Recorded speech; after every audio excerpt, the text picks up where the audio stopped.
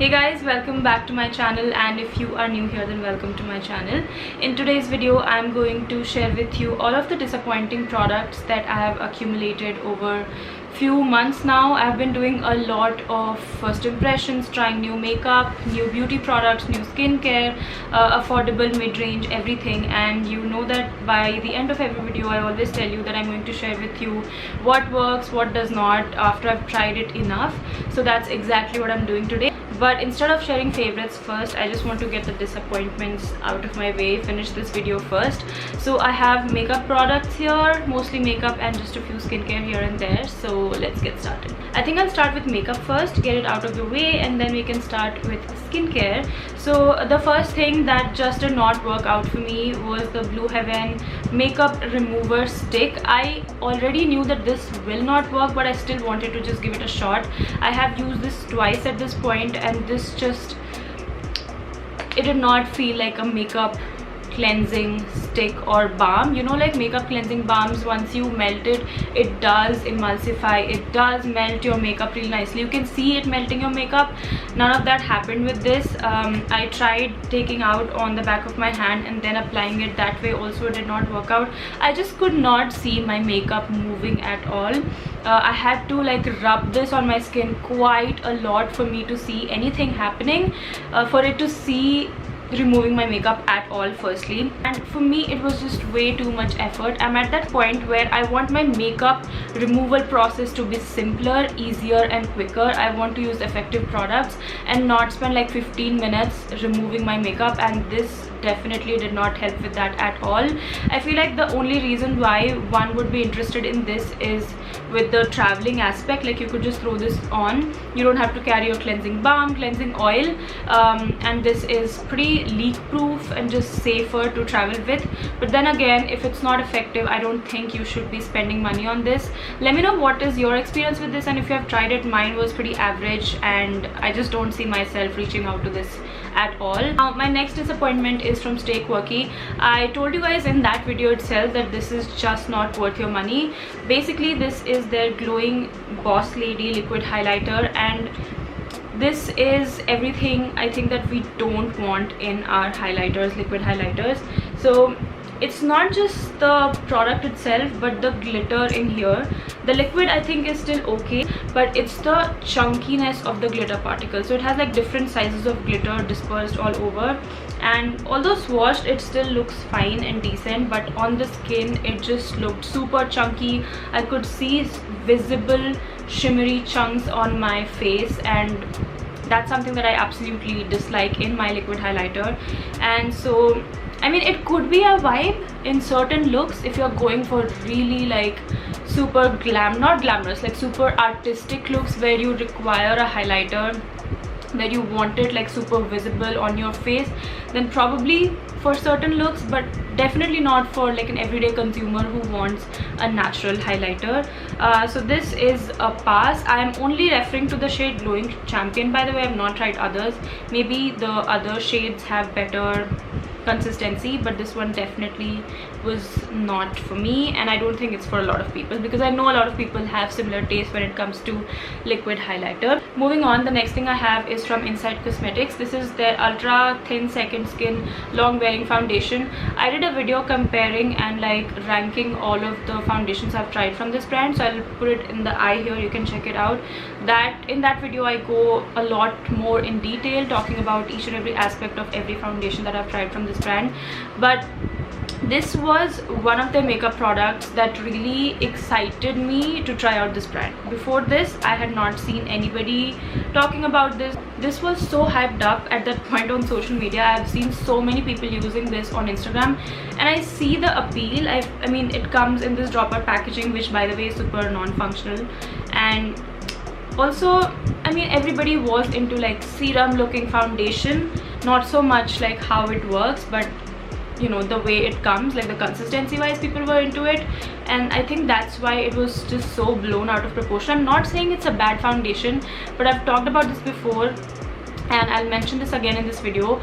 I just do not like how this wears off. I feel like my skin looks supremely patchy, like it just clings onto certain areas, certain dry patches which I never even knew existed, and that's something that I really do not like about this. For me, a good foundation is something that looks good when you apply it, wears beautifully throughout the day, and also fades evenly. I've had very little foundations, or actually no foundation, which fades like this, frankly speaking. So that was a huge disappointment. Like, I mean, of course I can wear this for a video when I'm filming a tutorial or something, because I'm just going to take off my makeup after that. But if I have to actually wear this out, I never ever reach out to this, because I know that this wears awful. It wears off really bad. The next product I have is from Mars Cosmetics. This is their Double Trouble mascara.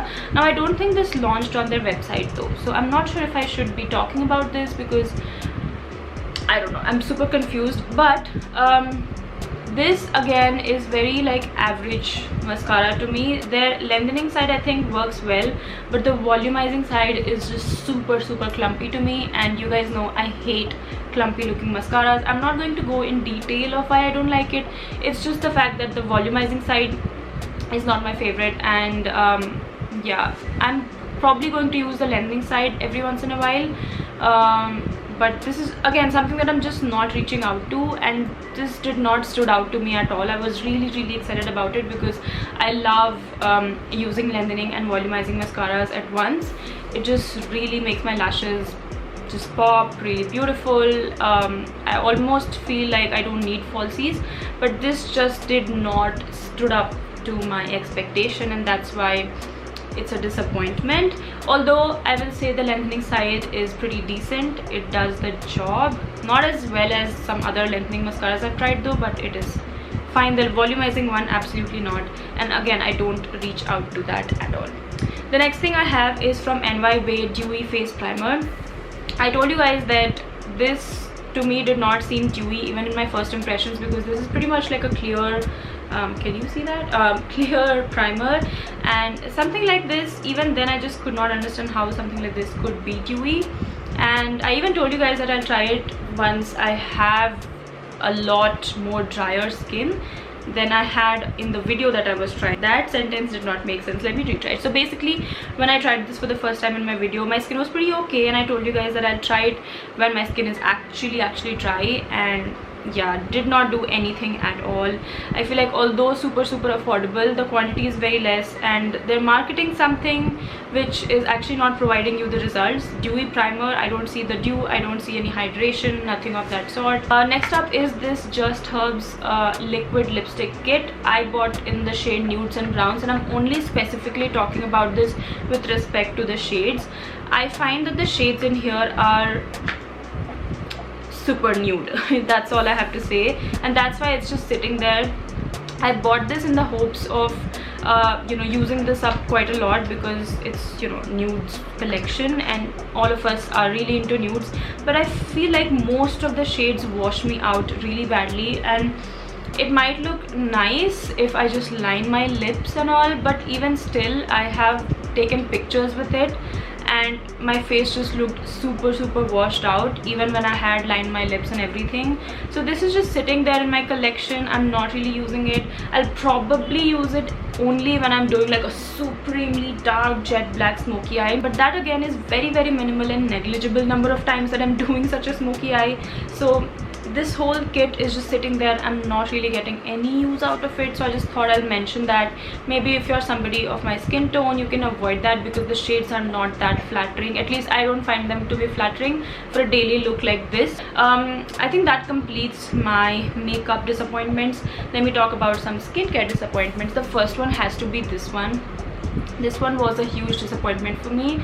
This is from Formula RX, Barrier Plus Peptide Ceramide Moisturizer. Now I think this launched last year, and last year I wasn't really trying new skincare at all, and I know I'm very late in trying this product firstly, but this one, I don't know, did not work out at all. I feel like this just sits on top of my skin. Let me share my experience with this really quickly, and I think that way I'll be able to explain you better why I don't like this. So I tried using this as my moisturizer, and although it looks like a super emollient cream almost, it's very gel consistency. So the 2 days that I used it as my moisturizer, I would wake up with like extremely parched and dry skin. So I thought, okay, you know what, let's not use this as a moisturizer.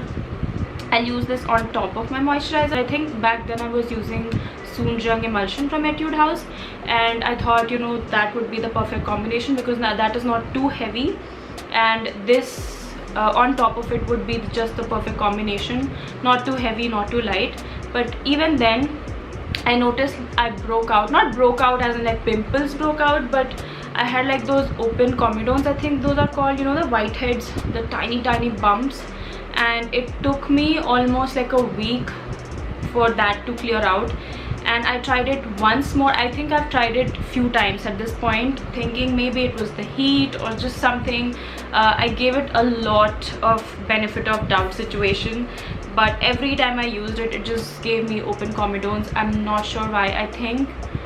I'm not sure if I'm allergic to shea butter, but this had shea butter. I remember looking at the ingredient list, which there's no ingredient list on this packaging. Can we please have the ingredient list on the actual packaging? Brands, if you're watching, please do that, because not all of us are going to save the carton. But I remember this had shea butter, and I'm not sure if it's the shea butter that I've become allergic to. It could be. I know that a lot of people love this product, but it sadly did not work out for me. And ceramide is something that my skin really agrees with. It really loves a ceramide moisturizer. The one from Requel, you guys know I've been using it for months, if not years at this point, and yeah, it works really well, and I was super excited to have another ceramide moisturizer, but sadly it did not work out. The next moisturizer is a super recent one. I hauled this like in my last video, I think. This is the Neutrogena Bright Boost Gel Cream. And again, I told you in that video that this has mica in it, and I'm super bummed because I hate products, skincare products especially. Of course, what else can have mica except makeup? And I told you guys in my last video that I'll still try it, see if it does anything. It does nothing. Okay, it's been almost what, a week and a half, I think, and yeah, it's just doing nothing. It just accumulates here, dries out. I've always noticed this with products, skincare products which has mica in it. It dries out already sensitive areas a lot. So for me, that is this area and this, and that's exactly what this moisturizer does. Probably if it did not have mica, it would have worked better, but I think it's the mica that just is not working or sitting well with my skin. The next product is the L'Oreal UV Defender. This is the Correct and Protect one. I tried the Moist and Fresh one. Really loved how it sits on my skin, how my makeup sits on top of it. Loved it. Although it has fragrance, which I know it would have been so much better if this whole line did not have fragrance. But I saw some people really like raving about their, what is this, Correct and Protect one, the tinted one, on Instagram, and I thought, let's give it a shot. You know, this could be something that I could wear on my no makeup days. I don't have to go with a skin tint. This would do the job. Honestly, nothing at all. And the way it sits on my face is super heavy. It takes so long to blend out, and honestly it just blends into nothing. There's no, I don't know if you can see, but this is just the glow you are seeing. There's no coverage, there's no tint at all, and I don't like it. Like, if you still want to try this range, I would suggest the Moist and Fresh one. I think that is really nice for dry skin. This one just does not sit well on my facial skin. So nowadays I've been using this on my body skin, and even on my body it sits super heavy. It feels heavy. It just feels very sunscreeny, and which is totally opposite of my feelings towards the Moist and Fresh one. That one really works well on my skin, but this one did not. But I hope you guys enjoyed. If you did, then please give this video a big thumbs up. You can subscribe to the channel. You can also click on the bell notification right next to it. That way you will get notified when I post next. You can follow me on Insta right over here, and I'll see you guys in my next video. Bye bye.